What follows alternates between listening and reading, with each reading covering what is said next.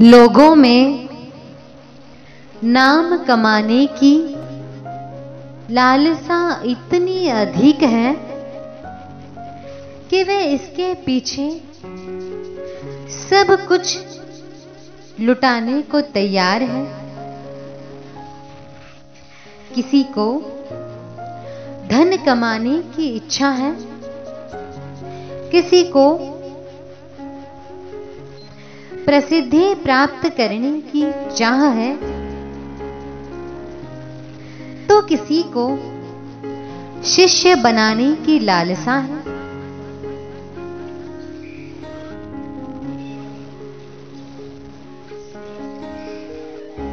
किसी को कोई इच्छा है तो किसी को कोई है।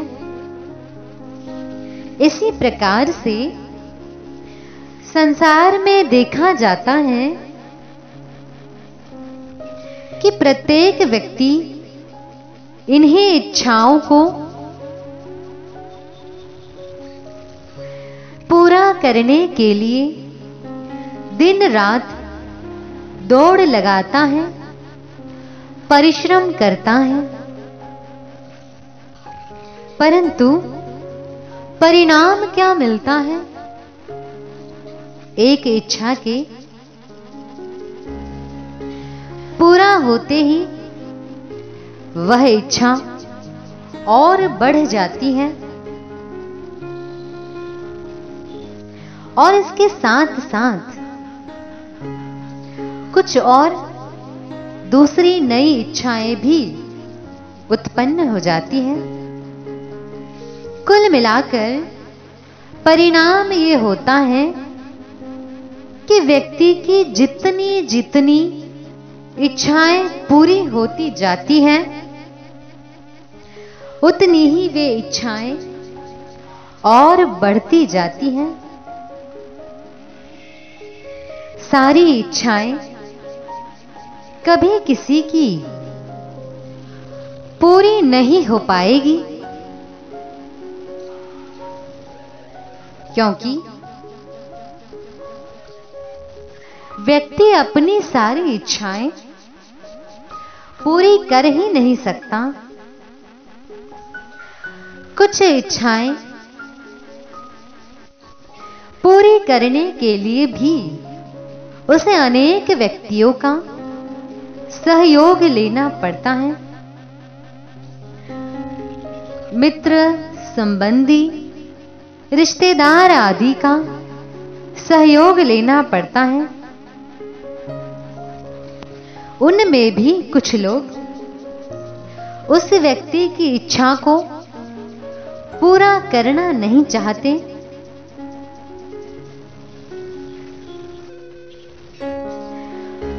और वे स्वयं ऐसा सोचते हैं कि हमारी इच्छाएं ही पूरी होनी चाहिए, हम इसकी इच्छा को पूरी क्यों करें?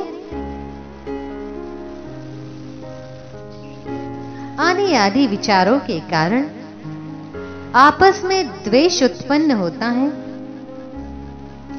और उस द्वेष के कारण व्यक्ति अपनी ही इच्छाओं की पूर्ति में पूरा ध्यान देता है और दूसरों की इच्छा पूरी करने में कुछ विशेष सहयोग नहीं देता,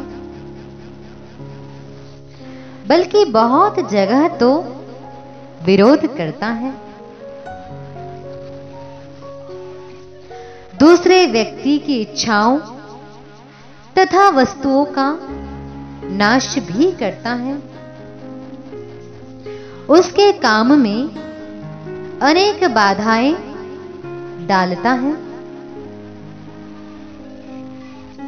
तन मन धन से वह प्रयास करता है कि मेरी ही इच्छाएं पूरी होनी चाहिए, दूसरों की नहीं। इस प्रकार की प्रवृत्ति के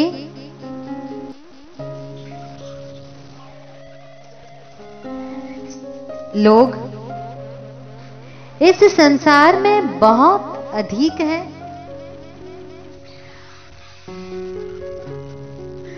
जो दूसरों को सदा परेशान करते रहते हैं, दूसरों की इच्छाओं में बाधा डालते हैं।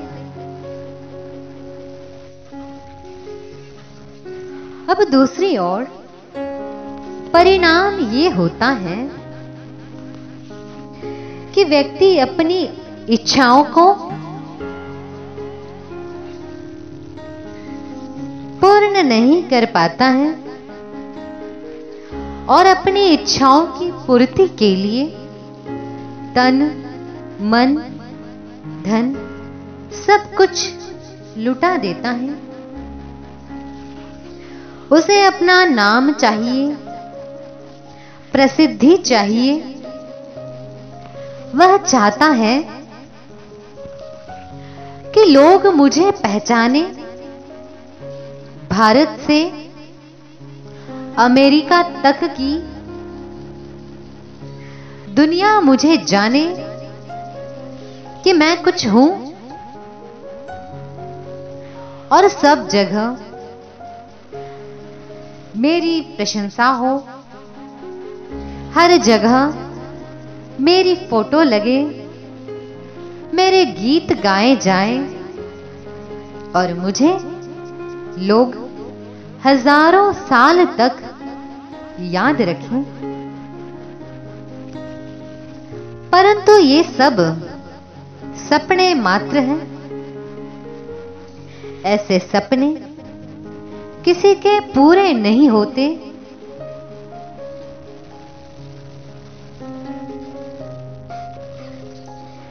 संसार में केवल परोपकारी महापुरुषों को याद रखा जाता है। बाकी तो संसार के सब लोग याद नहीं रखे जाते,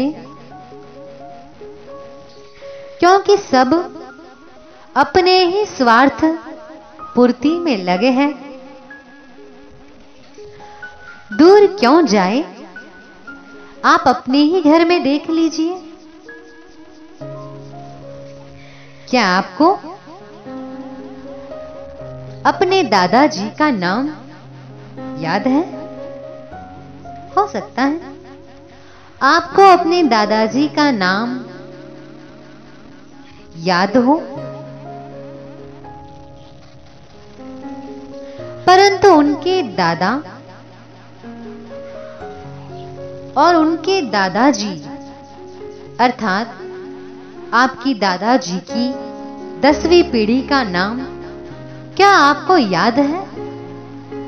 कुछ याद नहीं है। कोई उनके बारे में विशेष जानकारी, इतिहास मालूम नहीं है। आप अपनी भूतकाल की 10वीं पीढ़ी को भी नहीं जानते हैं। जैसे आजकल के लोग यह चाहते हैं कि मुझे लोग हजारों साल तक जाने, पहचाने और याद रखें। क्या वैसे ही इच्छा और प्रयत्न आपके दादाजी की 10वीं पीढ़ी ने नहीं किया होगा कि सब लोग मुझे याद रखें, हजारों साल तक याद रखें? बिल्कुल किया ही होगा, परंतु उसका भी परिणाम क्या हुआ?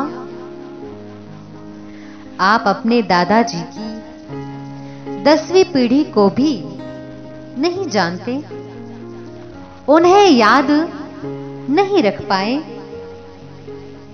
उनका सब कुछ समाप्त हो गया। जो आपके दादाजी की स्थिति है, वही स्थिति आपकी भी भविष्य में निश्चित रूप से होगी। आप भी अपनी प्रसिद्धि के लिए तन, मन और धन लगा रहे हैं। 4, 5 या 6 पीढ़ियों के बाद आपको भी कोई नहीं पहचानेगा, कोई याद नहीं रखेगा। तो फिर क्यों अपनी सारी संपत्ति इस काम में लुटा रहे हो?